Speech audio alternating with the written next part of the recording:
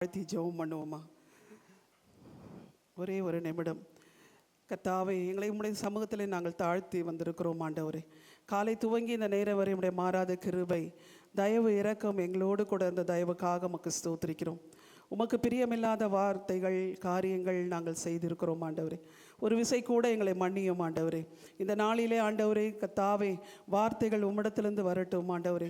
அதை விடுதலையோடு ஏற்றுக்கொள்ளும்படியாக கர்த்தர் நீர் கிருபை செய்தல்லும் ஆண்டவரே. இயேசுவே, நிர்விசாரமான ஆவியை எடுத்து போட்டல்லும் ஆண்டவரே. எல்லாரும் ஆவியிலே அந்த வார்த்தைகளை எடுத்துக்கொண்டு ஆண்டவரே தேவரீர் அவைகளால் பலப்பட்டு இந்த இடத்திலிருந்து கடந்து போக கர்த்தர் நீர் உதவி செய்தல்ல வேண்டுமாறு ஜெபிக்கிறோம் ஆண்டவரே. மாம்சத்தினுடைய காரியங்களை இயேசுவின் நாமத்தினால் இந்த நாளில் ஆண்டவர் நீர் எடுத்து போட்டல்ல. மாம்ச சிந்தையை எடுத்து போட்டல்லும் ஆண்டவர். ஆவிக்குரிய சிந்தையை தாரும் ஆண்டவரே, எங்களுக்கு தாரும் கர்த்தாவே. எல்லா விதமான பொறுப்புகளை நீரே எடுத்துக்கொள்ளும் கர்த்தாவே. நீர் பெருக வேண்டும், நாங்கள் சிறுக வேண்டும் கர்த்தாவே. தேவரே தாமே உமக்கே சகல துதி, கன, மகிமை எல்லாம் உம்முடைய ஒருவருக்கே செலுத்துகிறோம். இன்ப கர்த்தர் இயேசு கிறிஸ்துவின் நாமத்தினாலே வேண்டிக் கொள்கிறோம் பிதாவே. ஆமேன், ஆமேன். கர்த்தருடைய பரிசுத்த நாமத்துக்கு ஸ்தோத்திரிக்கிறோம். இந்த நாளிலே, இந்த மாதத்தில் நின்று ஆண்டவருடைய வார்த்தையை பேச கர்த்தர் கிருபை செய்ததுக்காக ஆண்டவருக்கு நன்றி செலுத்துகிறோம். இந்த வாய்ப்பினை கொடுத்த அன்பு பாஸ்டருக்கும் சிஸ்டர் சந்தியாவுக்கும் சபை விசுவாசிகள் ஒவ்வொருவருக்கும் இயேசுவின் நாமத்தினாலே வாழ்த்துக்கள்.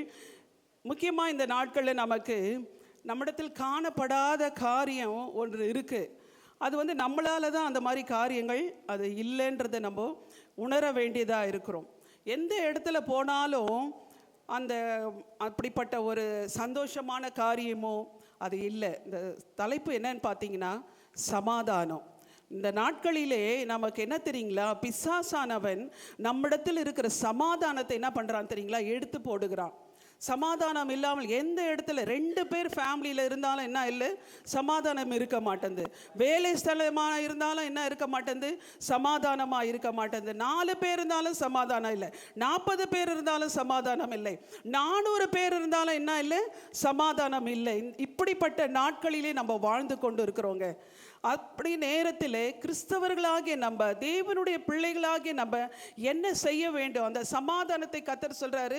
பாஸ்டர் பேசினாங்க இந்த வாரத்தில், சமாதானத்தை உங்களுக்கு என்ன பண்றேன், கொடுத்து போகிறேன்னு சொல்றாரு. ஆனால் அதை எடுத்துக்கொள்ள வேண்டியது நம்முடைய காரியமாக இருக்கிறது. அவர் சமாதானத்தை நமக்கு என்ன பண்ணியிருக்கிறாரு, கொடுத்திருக்கிறாரு. ஆனால் நம்ம தான் என்ன பண்றோம், அதை சரியான முறையில் நம்ம என்ன பண்ண முடியல, எடுத்துக்கொள்ள முடியாமல் நம்ம காணப்படுறோம். ஆனால் இந்த நாளில், இந்த மார்ச் 31 உங்களை ஆவியில் நீங்கள் அந்த சிந்தையோடு இருக்கும்போது உண்மையாகவே அந்த சமாதானம் நம்ம மத்தியிலே, நம்ம குடும்பத்திலே, நம்முடைய சபையில், எல்லா இடங்களிலும், நம்ம போகிற இடங்களிலும் கர்த்தர் நமக்கு சமாதானத்தை கட்டளையிடுவாராக. நேற்றுக்கு சிஸ்டர் சந்தியா சொன்னாங்க. என்ன சொன்னாங்கன்னா, நமக்கு இருக்கிற பலவீனங்கள்லாம் 50% தாங்க. 50% வர்றதெல்லாம் யாருக்கு, நம்முடைய சிந்தனையினால தான் நமக்கு என்ன பண்ண முடியுது, பலவீனங்கள் வருது. சமாதானம் இல்லாத காரணமே என்னது, நம்முடைய சிந்தனைகள், நம்முடைய காரியங்கள். அதனால தான் நமக்கு என்ன இல்லாம போகிறது, சமாதானம் இல்லாம போகிறது. ஆனா கர்த்தர் சொல்றார், நான் சமாதானத்தை உங்களுக்கு கொடுத்திருக்கிறேனே, நீங்க தானே எடுக்க மாட்டேன்றீங்க அப்படின்றார் இல்லைங்களா? அதை குறித்து தான் இந்த நாளில் பார்க்கலாம். இந்த இப்படிப்பட்ட நாட்களிலே, இந்த 40 நாள், இந்த லெந்த் டேஸ்ன்னு சொல்லுவாங்க, தவசு காலங்கள் அப்படின்னு சொல்லுவாங்க. கர்த்தர் இயேசு பாருங்க, லூக்கா 19ஆம் அதிகாரத்தில் எருசலேமை பார்த்து அவர் ஒசனா ஒசனான் பவனி முடித்த உடனே அவர் அந்த எருசலேம் நகரத்தை பார்த்து சொல்கிறார் பாருங்க. 19ஆம் அதிகாரம் 42வது வசனம். ஒன்னொன்னா வாசிங்க. உனக்கு கிடைத்த, நல்லா கவனிங்க, நமக்கு கிடைத்த, நமக்கு ஆண்டவர் என்னத்தை கொடுத்துருக்கிறார் பாருங்க. இந்த நாளிலாகிலும், நமக்கு கிடைத்த இந்த மார்ச் 31 இந்த நாளிலாகிலும், வாசிங்க சிஸ்டர், நம்முடைய சமாதானத்தவைகளுக்கு ஏற்றவைகளை நாம் அறிந்திருந்தோம், ஆனால் என்ன செய்வோம், நலமாயிருக்கும். இந்த வசனத்தை எல்லாரும் சேர்ந்து வாசிப்போமா? உனக்கு கிடைத்த இந்த நாளிலாகிலும் நம்முடைய சமாதானத்துக்கு ஏற்றவைகளை நாம் அறிந்திருந்தா என்னவா இருப்போம், நலமாயிருக்கும். அடுத்தது வாசிங்க சிஸ்டர். இப்பொழுதோ அவைகள் நம்முடைய கண்களுக்கு என்னவா இருக்கு, மறைவா இருக்குது. அருமையான தேவ பிள்ளைகளே, கர்த்தர் நமக்கு சமாதானத்தை கொடுத்துட்டு தான் இருக்கிறாரு. ஆனால் இந்த நாளில் ஆகுது, அந்த எருசலேம் நகரத்தை பார்த்து சொல்றாரு, இந்த நாளில் நம்ம ஒவ்வொருவருக்கும் கர்த்தர் சொல்றாரு, இந்த நாளிலாவது நம்ம என்ன பண்ணணுமா, நமக்கு சமாதானத்துக்கு ஏற்றவைகளை நம்ம என்ன பண்ணணுமா, ஏற்றவைகளை நம்ம அறிய வேணும். எந்த இடத்துல சமாதானம் குறைவா இருக்கு, எதனால குறைவா இருக்குது, எப்படி சமாதானம் குறைவா போச்சு, அதை நம்ம என்ன செய்யணுமா, அறிந்திருந்தால் நமக்கு என்னவா இருக்குமா, நலமா இருக்கும். யோசித்து பார்ப்போம். ஆண்டவரே, நம்ம ஜெபம் பண்ணுறோம், எல்லாம் செய்கிறோம், ஆனால் இந்த இடத்துல சபையில் இருக்கும் போது நமக்கு சமாதானத்தோடு நம்ம என்ன செய்கிறோம், காணப்படுறோம். இந்த இடத்த விட்டு நம்ம வெளியில் போனோன்னா சமாதான குறைச்சல் நமக்கு உடனே வருகிறது இல்லையா? அப்போ அப்படிப்பட்ட சூழ்நிலையில் நம்ம எப்படி சமாதானத்துக்கு ஏற்றவைகளை நம்ம அறிந்திருக்கணும்னு யோசித்து பாருங்கள். சமாதானத்தில் எந்த சூழ்நிலையில் எப்படி நம்ம அறிந்திருக்கிறோம்? தேவ பிள்ளைகள் நம்ம வேதத்தை அனுதினமும் வாசிக்கிறோம், ஜெபிக்கிறோம், ஏன் சமாதானத்துக்குரியவர்களை நம்ம நினைக்க மாட்டேன்றோம் இல்லையா? கர்த்தர் இந்த நாளில் உங்களை பார்த்து சொல்கிறார், இந்த நாளிலாகிலும் உன் சமாதானத்துக்கு ஏற்றவைகளை அறிந்தாயானால் நீ என்ன இருக்கும், நலமாக இருக்கும் இல்லையா? அது அப்படிப்பட்ட சமாதானத்தை கொடுத்தவங்க யாருன்னு ஒரு 2-3 பேரை பற்றி நம்ம பார்ப்போம். நல்லா தெரியும் சம்பவங்கள்லாம். ஆதியாகமும் 13ஆம் அதிகாரம் 7வது வசனம் வாசிங்க.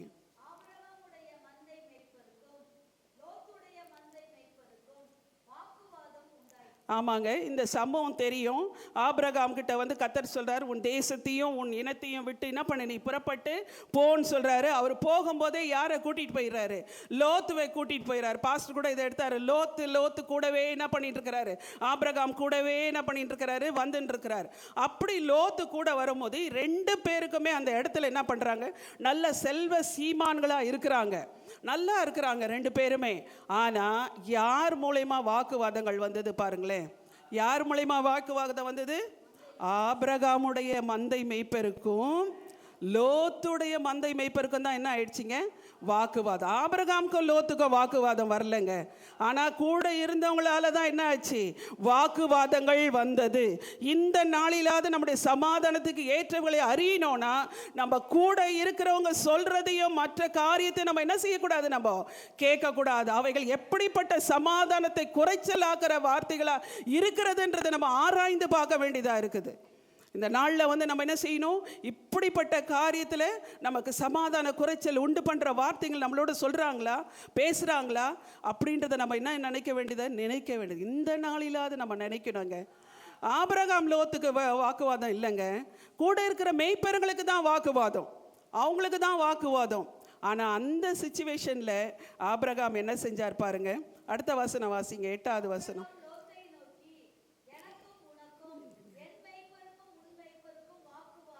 என்ன சொல்றாரு, ஆபிராம் லோத்தை நோக்கி சொல்றாரு, எனக்கும் உனக்கும் என்ன, என் மேய்ப்பருக்கும் உன் மேய்ப்பருக்கும் என்னது, வாக்குவாதம் வேண்டாம். என்ன சொல்றாரு, ஒரே ஒரு டெஸ்ட் பண்ணி சொல்றாருங்க, நாம் சகோதரர். அருமையான தெய்வ பிள்ளைகளே, ஒரே ரத்தத்தினால நம்ம என்ன பண்ணுறோம், பானம் பண்ணுறோம்.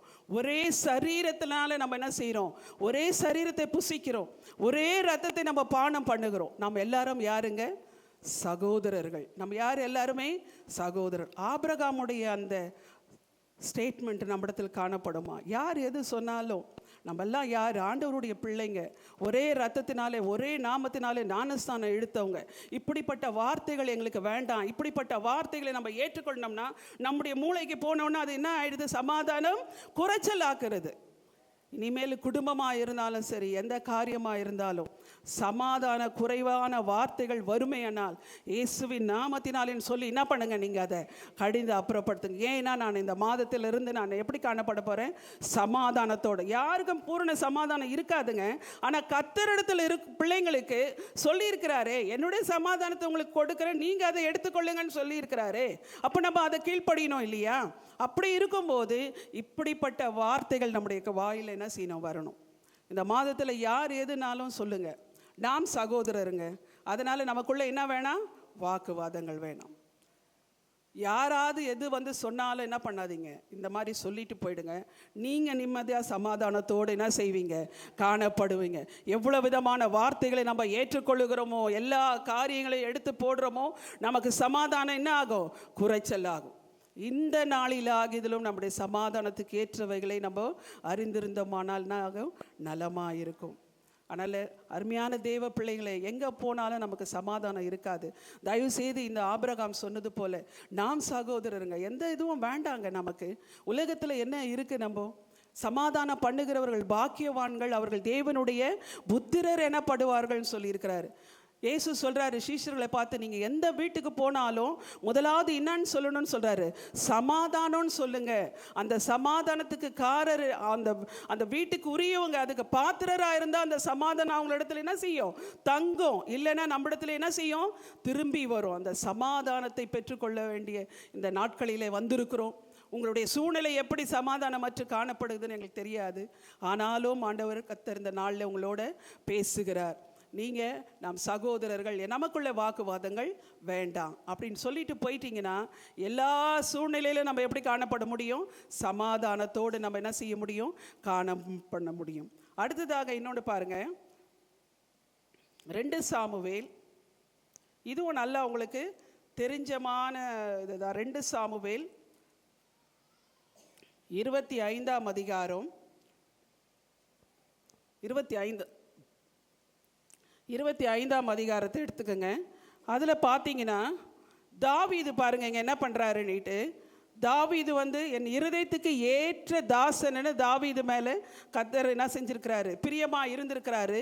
அப்படிப்பட்ட தாவீது என்ன பண்ணுறாரு பாருங்க, அவர் கர்மேல் பர்வதத்தில் இருக்கும் போது நாபால்னு ஒருத்தர் அவர்களோட கூட இருப்பார்.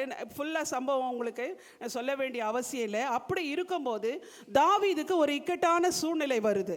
அந்த டைமில் தாவீது என்ன பண்ணுறாரு, தன்னோடு கூட இருக்கிற 10 வாலிபரை போயிட்டு, நீங்கள் என்ன பண்ணுங்க, போய் நாபாலை போயிட்டு பார்த்துட்டு வாங்க அப்படின்னு சொல்லி அவரை அனுப்புகிறாரு.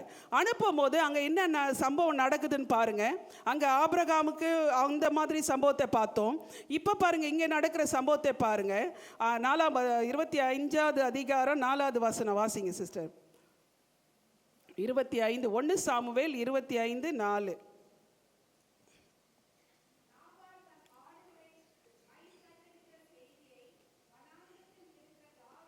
தாவீது கேட்குறாரு, நாபால் அங்கே வந்திருக்கிறாரு அப்படின்னு சொல்லிட்டு கேட்ட உடனே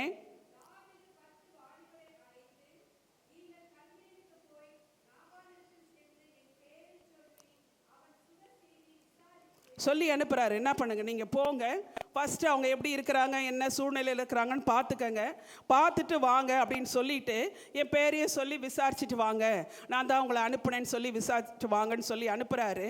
அடுத்த வசனம் வாசிங்க சிஸ்டர். அவங்க போய் என்ன பண்ணுறாங்க பாருங்க.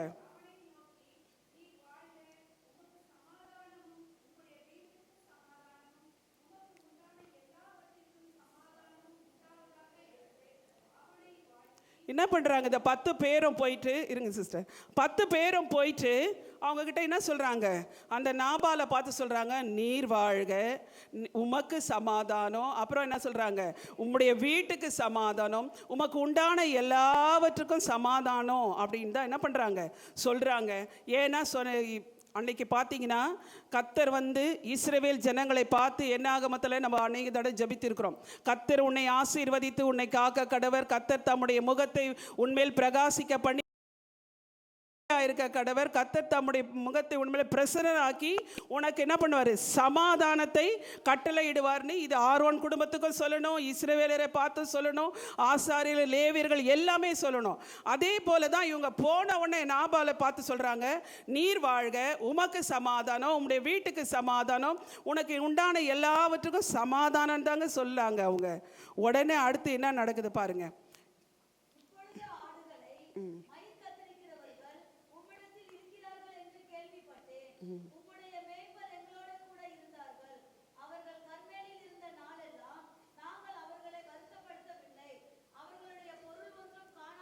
இதெல்லாம் தாவீது சொல்லி அனுப்புறாரு, அந்த 10 பேருக்கு இப்படி போய் சொல்லுங்கன்னு. அவங்க போய் நாபால் இடத்துல சொல்றாங்க. வாசிங்க சிஸ்டர்.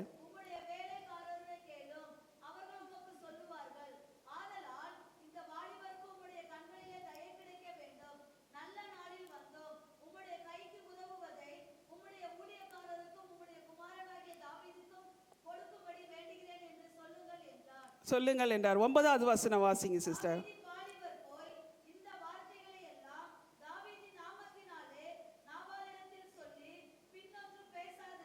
ஆமென். இதெல்லாம் போயிட்டு தாவீது என்ன சொன்னாரோ அவங்கெல்லாம் அங்கே இருக்கும்போது அவங்களுக்கு எல்லா விதமான உதவிகளையும் தாவீது செஞ்சிருக்கிறாரு. யாருக்கு? இந்த நாபாலுடைய ஆடுகளை அந்த முடியெல்லாம் கட் பண்ணுற இருக்கும்போது எல்லா உதவிகளும் தாவீது அவங்களுக்கு செஞ்சிருக்கிறாருங்க. செஞ்ச உடனே தாவீதின் வாலிபர்கள் இதை சொன்ன உடனே 9வது வசனம் வாசிங்க சிஸ்டர்.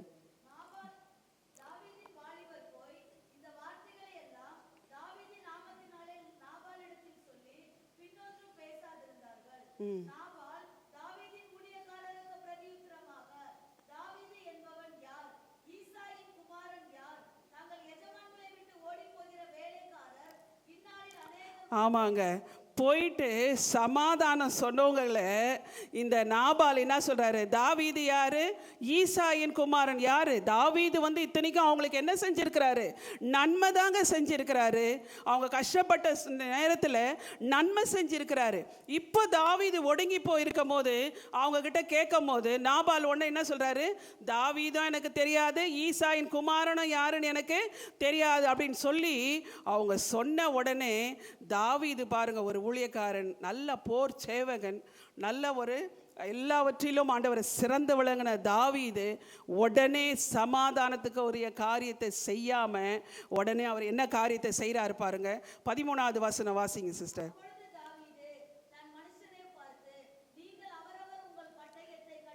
ஆமாங்க, உடனே என்ன சொல்றாரு? தாவீது நல்ல போர் வீரர் தாவீது இல்லையா? ஒரு விசை கரடியும் சிங்கத்தையும் வரும்போது காப்பாற்றினவர், எல்லாம் பண்ணவர். இங்கே ஆபிரகாம் சொல்கிறாரு, அவங்க உங்கள் மெய்ப்பருக்கும் என் மெய்ப்பருக்கும் என்ன அது வாக்குவாதம் வேண்டாம், நாம் சகோதரர் அப்படின்னு சொல்லி ஒதுங்கி போயிடுறாரு. ஆனால் தாவீது இந்த வார்த்தைகளை சொன்ன உடனே, இந்த இப்படிப்பட்ட வார்த்தைகளை சொன்னாங்கன்னு வாலிபர்கள் சொன்ன உடனே தாவீதுக்கு வந்த கோபத்தை பாருங்க. உடனே அவர் என்ன பண்ணுறாரு? பட்டயத்தை உடனே என்ன பண்ணுறாரு? எடுத்துக்கிறாரு. பட்டயத்தை எடுத்துக்கிட்டு உடனே என்ன பண்ணுறாரு? அந்த நேரத்தில் 400 பேரை கூட்டிகிட்டு போயிட்டு நாபாலை என்ன பண்ண போகிறேன்? நான் அவரை பட்டயத்தாலே கொன்று போட போகிறேன். நம்முடைய காரியங்கள் கூட சில நேரத்தில் நமக்கு எதிராக இருக்கும். நமக்கு நன்மை செய்தவங்களே நம்மளை என்ன செய்வாங்க? தூஷிப்பாங்க. நம்மளுக்கு நன்மை செய்தவங்க, நம்மிடத்துல நன்மை பெற்றவங்க, ஆண்டவரிடத்துல நன்மை பெற்றவங்க கூட ஆண்டவர் என்ன செய்கிறாங்க? கடைசி வரைக்கும் இவ்வளோ நன்மைகள் ஆண்டவர் செஞ்சிருப்பாரு. இப்போ இருக்கிற சில நன்மைகளுக்காக என்ன பண்ணுறோம்? நம்ம அங்கலாய்க்கிறோம். எனக்கு ஒன்றுமே இல்லை, எதுவுமே இல்லைன்னு நம்ம என்ன செய்கிறோம்? அங்கலாய்க்கிறோம். ஆண்டவர் துக்கப்படுவார். இவ்வளோ நன்மைகளை உனக்கு செஞ்சிருக்கிறேன் மகனே மகளே, ஆனால் இதை காரியத்தை போய் நீ என்ன பண்ணுற? இது எனக்கு அற்பமான காரியம், இது லேசான காரியம், இதற்காக நீ அங்கலாய்த்து சோர்ந்து போய் ஊழியத்தை செய்யாமல் உட்கார்ந்து கொண்டு இருக்காத அப்படின்னு நம்மளை பார்த்து கூட கர்த்தர் என்ன செய்வார்? வசனப்படுவார். இந்த நாளில் யோசித்து பாருங்கள், நம்முடைய சமாதானம் எந்த இடத்துல இருக்குது? தாவீது எல்லாத்துக்கும் கர்த்தரை நோக்கி முறையிடுவார். ஆண்டவரே, இதை நான் செய்யட்டுமா செய்யக்கூடாதா அப்படின்னு சொல்லிட்டு முறையிடுவார். ஆனால் இந்த இடத்துல தாவீது தவறி போயிடுறாரு. தவறி போயிட்ட உடனே அவர் எல்லாரையும் கூட்டிகிட்டு நாபாலை கொலை செய்யணும்னு போகிறாரு. அப்போ தாங்க ஒரு அம்மா என்ன செய்கிறாங்க? இந்த விஷயம் எல்லாம் நாபாலுடைய மனைவி அபிகாயிலுக்கு தெரியுது. அபிகாயில் சமாதானத்துக்கு ஏற்ற வார்த்தைகளை யார் இடத்துல சொல்கிறாங்க? தாவீது கிட்ட சொல்கிறாங்க. தாவீது ராஜா கிட்ட சொல்கிறாங்க. இந்த நாளில் நம்ம கூட எந்த இடத்துல இருந்தாலும் அபிகாயில போல ஒரு சமாதானத்துக்கு ஏற்ற வார்த்தைகளை நம்ம என்ன செய்ய வேண்டியது? பேச வேண்டியதாக இருக்குது. என்ன விதமான சூழ்நிலை வந்தாலும், நம்மிடத்தில் நன்மை பெற்று நம்மிடத்தில் எல்லா விதமான காரியங்களை பெற்றவர்கள் நமக்கு விரோதமாக எழும்பினாலும், எல்லா விதமான காரியங்கள் இருந்தாலும், நீ நன்மை செய்து பாடு அனுபவித்தால் பாக்கியவானா இருப்பேன்னு சொல்லியிருக்கிறார். நன்மை செய்து பாடு அனுபவிக்கிறோமா? பாக்கியவான். அதற்கு ஏற்ற பலனை கர்த்தராகிய இயேசு கிறிஸ்து வரும்போது நமக்கு என்ன செய்வார்? தருவார். அதனால் நம்ம சோர்ந்து போகவில்லை. அதனால தான் பேசினாங்க, நன்மை செய்கிறதுல நம்ம என்ன செய்யக்கூடாது? சோர்ந்து போகிறது இல்லை. அந்த காலத்தில் நம்ம அறுப்போம், எந்த காலத்தில் நம்ம என்ன செய்வோம்? அறுப்போம். அதனால நன்மை செய்யாமல் இருக்கக்கூடாதுங்க. நன்மை செய்ய தெரிந்திருந்தும் செய்யாமல் இருந்தால் அது நமக்கு என்னது? பாவம்னு பைபிள் சொல்லுது. நன்மை செய்ய தெரிஞ்சிருந்தோம் வம்பு. சில பேர் என்ன தெரியுமா? ஐயோ, அவங்களுக்கு போய் நன்மை செஞ்சால் எனக்கு வம்பு வந்துடுமா, எனக்கு கஷ்டம் வந்துடுமா அப்படி சொல்லவே கூடாதுங்க. நம்ம ஆண்டவருடைய பிள்ளைங்க அப்படி என்ன செய்யக்கூடாது? செய்யக்கூடாது. அப்படி நமக்கு நன்மை செய்ய திராணி இருந்தோம் நம்ம செய்யாமல் இருக்கக்கூடாது. வரட்டும், பழி வரட்டும், பாவம் வரட்டும், நம்ம மேலே எல்லா விதமான காரியங்களை சொல்லட்டும், ஆனாலும் நம்ம என்ன செய்யக்கூடாது? நன்மை செய்கிறதுல சோர்ந்து போகக்கூடாது. கண்டிப்பாக ஆண்டவர் நம்மளை அறுக்க வைப்பார். பாருங்கள், இந்த அபிகாயிலு ஒரு நல்ல வார்த்தைகளையே அந்த தாவீது ராஜாவுக்கு சொல்கிறாரு. தாவீது ராஜாவுக்கு சொன்னவனை, இன்னைக்கு வந்திருக்கிற நம்ம சமாதானத்துக்கு ஏற்ற வார்த்தைகளை நம்ம பேசுகிறோமா? குடும்பத்தில் பேசுகிறோமா? மற்ற இடங்களில் வேலை ஸ்தலத்தில் பேசுகிறோமா? எல்லா விதத்துலையும் நம்ம அந்த மாதிரி பேசுகிறோமா? பிள்ளைகள் மத்தியில் பேசுகிறோமா? பெற்றோர்களுக்கு சமாதான விதமான காரியங்களை பேசுகிறோமா? எந்த சூழ்நிலையில் இருக்கும் போதும் சமாதான வார்த்தைகளை பேசுங்க. அபிகாயிலை போல சமாதான வார்த்தைகளை கர்த்தரிடத்திலிருந்து பெற்றுக்கொண்டு பேசுங்க. பேசும்போது ஆண்டவர் என்ன செய்வார்? நமக்கு உண்மையான சமாதானத்தை தருவாருங்க. அப்போ நம்ம என்ன பண்ண முடியும்? கடைசி வரைக்கும் நிம்மதியாக நல்ல ஆண்டவருக்காக அநேக ஊழியங்களை செய்ய முடியும். அநேக ஆத்துமாக்களை நம்ம என்ன பண்ண முடியும்? சம்பாதிக்க முடியும். நம்மளே சமாதானம் இல்லாமல் இருந்தால் நம்ம போய் எப்படி மற்றவங்களுக்கு சமாதானத்தை பற்றி சொல்லுவோம்? யோசித்து பாருங்க. நம்மளே சமாதானம் இல்லை, எனக்கு இது அப்படி இருக்கு அப்படி இருக்குன்னோம்னா நம்ம போய் மற்றவங்களுக்கு எப்படி சொல்ல முடியும்? இந்த வருடமானது நமக்கு என்னது? ப்ரோக்ரஸிவ், நம்ம தொடர்ந்து முன்னேற்றம் அடைய புறப்பட்டு போகிற மாதம், வருஷங்க இது. எல்லாவற்றிலும் சோர்ந்து அப்படியே உட்காருகிற மாதம் அல்ல நமக்கு. அப்போ பாருங்க, அபிகாயில் போய் சொன்ன உடனே தாவீது சொல்றார் பாருங்க, ஒரே ஒரு வார்த்தை, அதை மாத்திரம் வாசிப்போம். அதிலே பாருங்க 26ஆம் அதிகாரம் தாவீது சொல்றார் பாருங்க.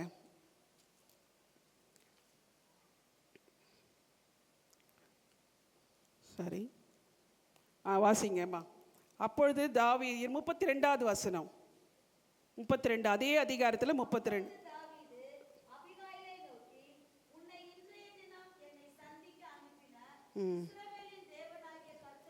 ஆமாங்க, சமாதானம் இல்லாத இடத்துல நம்ம போனோம்னா என்ன வார்த்தைகளை பேசணும்? சமாதான வார்த்தைகளை பேசும்போது அவங்க சொல்லணும், இஸ்ரவேலின் தேவனாகிய கர்த்தருக்கு ஸ்தோத்திரம். தாவீது நினைச்சாரு, அவர் கூட இருக்கிற அந்த மாம்ச பயத்தை பெருசா எடுத்தாரு. 400 பேரை கூட்டிட்டு நம்ம போய் அவங்களை என்ன பண்ணிடலாம்? அழிச்சு போட்டுடலாம் நினைச்சாரு. ஆனா அபிகாலே போல வார்த்தை உள்ள பிள்ளைகளா நம்ம மாறணுங்க. அடுத்தது வாசிங்க. ஆமென்.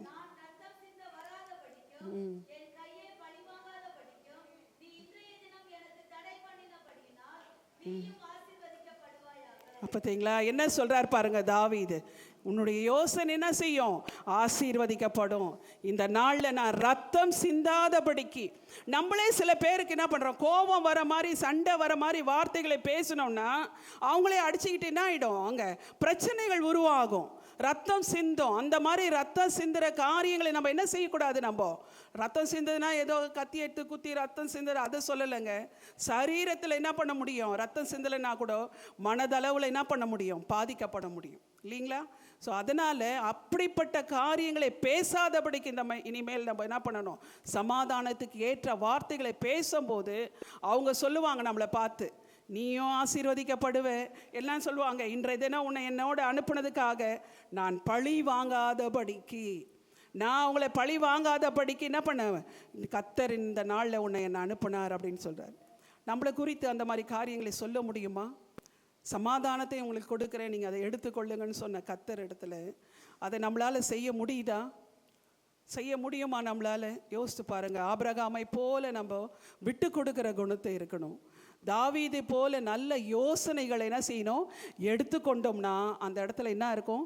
சமாதானம் காணப்படும். விட்டு கொடுத்தோம்னா சமாதானத்தோடு காணப்படலாம். நல்ல யோசனைகளை எடுத்துக்கொண்டோம்னா என்ன ஆகும்? சமாதானம். நீ என்ன சொல்கிறது? நீ என்ன மருமகளாக இருந்தாலும் சின்னவங்களாக இருந்தால் கூட பரவாயில்லைங்க. நமக்கு கிட்ட கீழே இருக்கிறவங்க தான், நம்ம பெரியவங்க தான் இருக்கட்டும். யாராக இருந்தாலும் என்ன, யார் எந்த நல்ல காரியங்கள் சொன்னால் அதை என்ன பண்ண வேண்டியதாக இருக்குது? எடுத்துக்கணும். சின்ன பிள்ளைங்க கூட நல்ல காரியத்தை சொன்னால் என்ன பண்ணணும்? நம்ம எடுத்துக்கலாம். நல்ல யோசனைகளை நமக்கு ரொம்ப முக்கியம். சமாதானத்துக்குரிய காரியங்கள் நமக்கு முக்கியமான வார்த்தைகளை சொல்லும் போது அதை நம்ம ஏற்றுக்கொள்ளணும். நான் பெரியவோ, நான் இது அந்த மாதிரி எல்லாம் நம்ம இருந்தோம்னா நமக்கு தான் என்ன ஆகும்? சமாதான பிரச்சனைகள். அப்புறம் என் மருமக போயிடுச்சு, என்னை கவனிக்க மாட்டேங்குது, அங்கே போயிட்டா நான் மாமியார் இங்கே இருக்கிறேன் அப்படின்ற காரியங்கள்லாம் என்ன செய்யக்கூடாது? வரக்கூடாது. சமாதானத்துக்கு ஏற்றபடி நம்ம என்ன செய்யணும்? காணப்படணும். பழி வாங்கணுமா? கர்த்தர் பார்த்துவார். பழி வாங்குதல் எனக்குரியதுன்னு சொல்லியிருக்கிறார். அதனால் விட்டு கொடுப்போம். ஆபிரகாமை போல விட்டு கொடுங்க. நல்ல ஆலோசனைகளை எடுத்துக்கொள்ளுங்க. சமாதானம் கண்டிப்பாக நமக்கு என்ன செய்யும்? கண்டிப்பாக வரும். இன்னும் ஒரே ஒரு சம்பவத்தை பார்த்து முடிக்கலாம். யோவானில் பாருங்க, யோவான் 20ஆம் அதிகாரம். இதுவும் உங்களுக்கு எல்லாருக்கும் நல்லா தெரிஞ்சது தான். யோவான் 20:19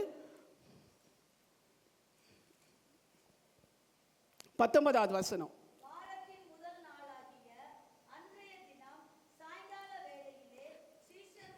சாயங்கால வேளையிலே நமக்கெல்லாம் சாயங்காலம் வந்துடுச்சுன்னா என்னவா இருக்கும்? நமக்கெல்லாம் ஒரே வெளியில் ஜாஸ்தி போக மாட்டோம், ஒரு மாதிரி இருட்டாக இருக்குது அப்படின்னு நினச்சிட்டு இருப்போம் இல்லையா? அந்த மாதிரி சாயங்கால வேளையிலே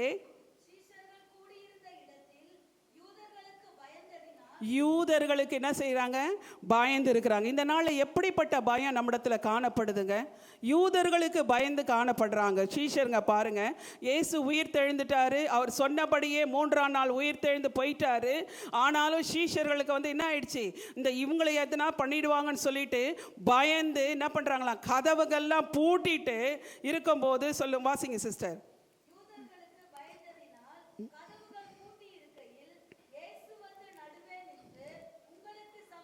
ஆமென். இந்த நாளில் எந்த பயத்தோடு இருந்தீங்கனாலும் பூட்டப்பட்ட இடத்துல கர்த்தர் வருகிறதற்கு அவரால் எல்லாவற்றையும் செய்ய என்ன செய்ய முடியும். நம்முடைய பயத்தை இந்த நாளிலே கர்த்தரத்தில் என்ன செய்யணும்? நம்ம ஒப்பு கொடுக்கணும். எந்த பயம் இருந்தாலும் அன்பு வந்து பூரண அன்பு பயத்தை என்ன செய்யும்? புறம்பே தள்ளுன்ற வசனம் இருக்குதுங்க. பூரண அன்பு ஆண்டவர் மேலே இருந்துச்சுன்னா பயத்தை என்ன செய்யும்? புறம்பே தள்ளும். அப்படிப்பட்ட நேரத்தில் நீங்கள் பயந்து, யார் யாருக்கு பயந்து அந்த மாதிரி இருக்கிறீங்க? இந்த நாளில் இருக்கிறீங்களா? பயந்து காணப்படுறீங்களா? பயத்தோடு நடுக்கத்தோடு இருக்கிறீங்களா? கர்த்தர் இந்த நாளில் உங்களுக்கு பார்த்து நடுவிலே, அந்த பயத்தின் நடுவிலே மத்தியிலே ஆண்டவர் நம்மளோடு கூட இருக்கிறாருங்க. இருந்து என்ன சொல்கிறாரு? உங்களுக்கு சமாதானம் அப்படின்றாரு. இந்த நாளில் நம்ம எந்த விதமான சூழ்நிலையில் இருக்கிறோமோ நீங்கள் விட்டு கொடுத்துட்டு எல்லா விதமான நல்ல ஆலோசனைகளை கேட்டுட்டு ஆண்டவர்கிட்ட இருக்கும்போது கர்த்தர் நமக்கு என்ன செய்கிறாரு? சமாதானத்தை கட்டளையிடுகிறார். அவர் எப்பொழுதுமே சமாதானம், அவர் என்ன பண்ண மாட்டார்? பிரிவினை உண்டாக்குற தேவன் அல்ல. அவர் சமாதானத்தை தான் கொடுக்கிற தேவன், உலக கொடுக்கிற பிரகாரமாக அல்ல அப்படின்னு சொல்கிறார். உலகத்தில் வந்து சமாதானம் கொஞ்ச நாளில் தாங்க கிடைக்கும், சந்தோஷம் கொஞ்ச நாளில் தான் கிடைக்கும். ஆனால் அவர் அப்படிப்பட்ட சமாதானத்தை தரலைங்க. உலகம் கொடுக்கிற பிரகாரமாக அல்ல அப்படின்னு சொல்கிறார். அவ்வளோ பெருமான ஒரு சமாதானத்தை கர்த்தர் நமக்கு என்ன செஞ்சிருக்கிறாரு? கொடுத்திருக்கிறார். அதை பெற்றுக்கொள்ள வேண்டியது நம்முடைய பொறுப்பு. அதை எந்த விதத்தில் நம்ம அதை பெற்றுக்கொள்ளணுமோ அந்த விதத்தில் பெற்றுக்கொண்டோம்னா குடும்பமானது ஆண்டவருக்காக இன்னும் அதிக நாள் நம்ம என்ன செய்ய முடியும்? ஊழியம் செய்ய முடியும். அநேக ஆத்துமாக்களுக்கு பிரயோஜனமாக இருக்க முடியும். இப்படிப்பட்ட நாட்களிலே சமாதானம் இல்லாமல் அங்கங்கு இருக்கிறாங்க. ஆனால் ஆண்டவருடைய பிள்ளைங்க நமக்கும் இருக்காது. பிசாசியானா கொஞ்ச காலம் உண்டு என்று என்ன பண்ணுறான்? நம்முடைய சமாதானத்தை குறைச்சலாக்குறான். ஆனாலும் நம்ம என்ன பண்ணணும்? ஆண்டவருடைய வார்த்தையை கேட்டவங்க ஒவ்வொருவருக்கும் இந்த நாளில் சொல்கிறோம், எப்படிப்பட்ட சமாதான குறைச்சலான காரியங்கள் நம்முடைய வாழ்க்கையில் காணப்படுதோ, பயத்தோடு இருக்கிறீங்களா? பூட்டப்பட்ட இடத்துல இருக்கிறீங்களா? கர்த்தர் நம்ம மத்தியில் என்ன செய்கிறாரு? உலாவுகிற தேவனாக இருக்கிறார். உலாவிட்டு உங்களுக்கு என்ன பண்ணுறாரு? சமாதானம் அப்படின்னு சொல்கிறார். எவ்வளோ நல்ல தேவனை நம்ம ஆராதிக்கிறோம் இல்லை? கரங்களை தட்டி ஆண்டவருக்கு நன்றி செலுத்தும். இப்படிப்பட்ட கர்த்தரையே தெய்வமாய் கொண்ட ஜனங்கள் பாக்கியவான்கள் என்று சொல்லியிருக்கு. எவ்வளோ விதமான பாக்கியவான்கள், பாக்கியவதிகளாக நம்ம இருக்கிறோம். யோசித்து பாருங்கள். கர்த்தரை தெய்வமாய் கொண்ட ஜனங்கள் பாக்கியவான்கள், பாக்கியவதிகள். நம்ம மற்றவங்கள பாக்கியவான்களாய், பாக்கியவதிகளாய் நம்ம மாற்ற வேண்டிய சூழ்நிலையில் நம்ம இருக்கிறோங்க. அப்படி இருக்கும்போது கர்த்தர் நம்மளை என்ன செய்யணும்? புடமிட்டாலும் பரவாயில்லைங்க, தாழ்ந்து போயிருங்க, விட்டு கொடுத்துருங்க, என்னவா இருந்தாலும் பரவாயில்லைங்க. விட்டு கொடுக்கும் போது கர்த்தர் நமக்கு சமாதானத்தை தருவாருங்க. எதை செஞ்சாலும் சமாதான வார்த்தைகளை பேசுங்க. எந்த சூழ்நிலையில் பயத்தோடு காணப்பட்ட ஆண்டவரை கூப்பிடுங்க. கர்த்தர் உங்களுக்கு என்ன பண்ணுவார்? அந்த பயத்தின் நடுவில் நமக்கு கர்த்தர் சமாதானத்தை தருவார். கடைசியாக பாருங்க, கலாத்தியர் 6ஆம் அதிகாரம் 16வது வசனம் பாருங்க. கலாத்தியர் 6:16.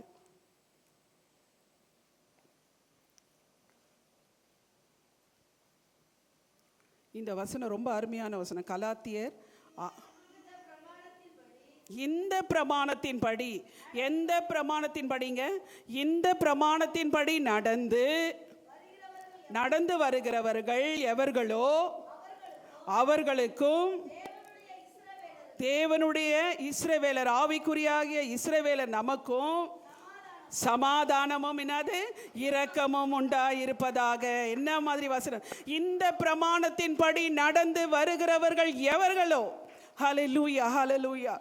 இந்த பிரமாணத்தின்படி இப்போ கேட்டீங்க இல்லையா? வாசிக்கிறீங்க இல்லையா? அனுதினமும் உங்கள் வாழ்க்கையில் கடைப்பிடிக்கிறீங்க இல்லையா? இந்த பிரமாணத்தின்படி நடந்து வருகிறவர்கள் எவர்களோ அவர்களுக்கு என்ன கிடைக்குமா? சமாதானமும் இரக்கமும் உண்டாவதாக. கர்த்தர் தாமே இந்த வார்த்தைகளை ஆசீர்வதிப்பாராக. ஆமென், ஆமென்.